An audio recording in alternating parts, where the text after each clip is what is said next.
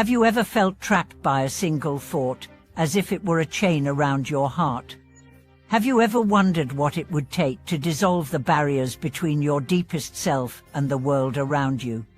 Welcome back to the channel, where we explore the art of freeing the mind and returning to its natural harmony.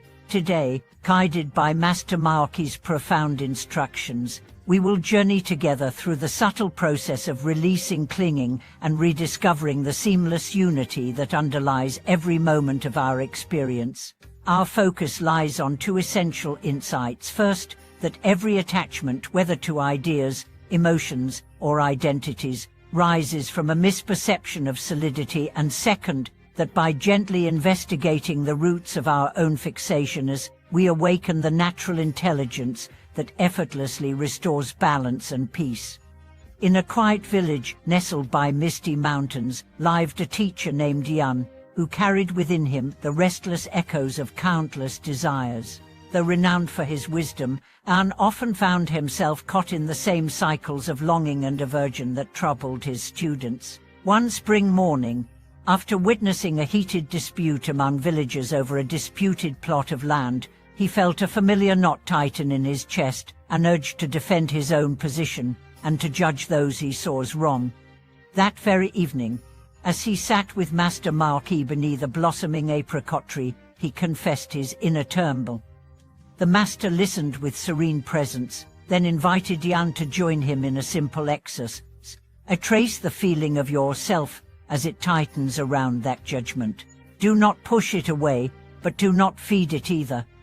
Meet it as you would greet an anxious child, with calm attention and open kindness. Yan closed his eyes and turned his awareness inward. He felt the heated tension in his chest, the quick pulse in his throat, and the rush of thoughts that whispered justifications. Instead of resisting, he breathed into the sensation, as if offering space for it to unfold.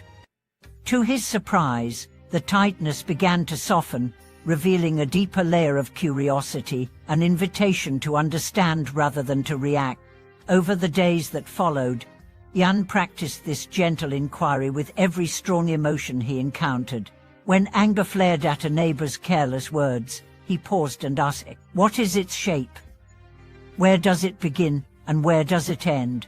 When shame rose at a mistake he made during a teaching session, he watched the shame as if it were a passing cloud, neither refusing its presence or clinging to its story. With each moment of clear attention, the very contrast between observer and observed began to fade, and Yan glimpsed the boundless field of awareness that had always been his true home. One afternoon, during a sudden summer storm, Yan found himself sheltering with villagers in a thatched pavilion. As thunder rolled overhead, panic ran through the gathered crowd. Children cried, adults shouted for reassurance. Yan remembered Maoki's words and, with steady breath, recited a simple verse taught by the master: "Let every thought and every fear rise and fall like rain upon the earth." He invited others to repeat it silently. In that shared silence, the storm lost much of its power. Rain pelted the roof, but no one trembled with dread. The pavilion became a microcosm of ease amid turmoil, a living proof that the harmony we seek is born from releasing our grip on solidity, whether in weather or in mind. As Yan's practice deepened, he discovered that attachments always carry a flicker of promise secured, the belief that if only we hold tightly to the familiar, our opinions, our roles, our relationships, we will find lasting peace. Master Maoki guided him to examine this promise directly. What is the cost of holding on? What do you give up when you refuse to let go? In introspection, Yan saw how his tight hold on being the wise teacher had prevented him from admitting vulnerability, from connecting authentically with others, and from tasting the simple joy of not knowing. With newfound courage, he began to speak more openly of his own doubts and fears during teachings. He shared the story of his dispute in the village, not as a parable, but as a living confession. His students responded with compassion, feeling seen rather than instructed. In that moment, Yan realized that true unity rises when we stop erecting walls around our identities and instead rest in the shared humanity that binds us all. Over many months, the practice of releasing attachments became Jan's constant companion, even in moments of joy or success. When praise flooded in after a well-received talk, he met it with the same open inquiry: "Where is the praise? Can I find it apart from the heart that rejoices?" In doing so, he maintained balance, savoring appreciation without becoming entangled in the need for further acclaim.